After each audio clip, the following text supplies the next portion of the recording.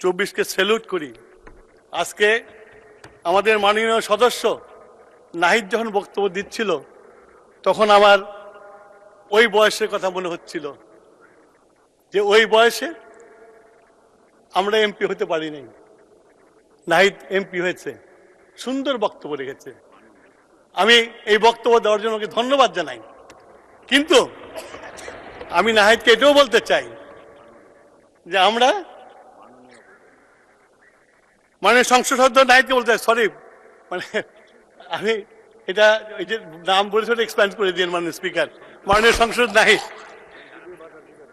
আমি আমি আশা করি যে এরকম তরুণ যারা একদিন আমার মতো এসে এখানে দাঁড়াবে, তাদেরও স্মৃতি রোমন্থন করবে তারা কিভাবে এই দেশে আন্দোলন করেছিল, সেই আন্দোলনে জনগণ অংশগ্রহণ করেছিল, পলিটিক্যাল পার্টি অংশগ্রহণ করেছিল, যেটা ফলে একটা নিকৃষ্ট ফ্যাসিস্টকে পালিয়ে যেতে হয়েছিল।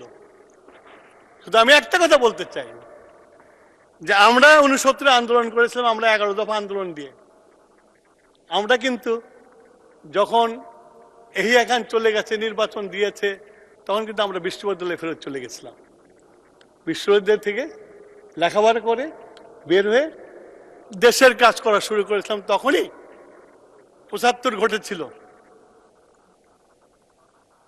এবং আমাদের নেতা শহীদ প্রেসিডেন্ট জিয়াউর রহমান দায়িত্বভার গ্রহণ করেছিল। উনি যখন দায়িত্বভার গ্রহণ করেছিল বাংলাদেশ কিছুই ছিল না, একটা ঝুড়ি বটমলেস বাস্কেট ছিল। উনি 3 বছরে বাংলাদেশকে একটা প্যারাডাইম শিফট করে দিয়েছিল।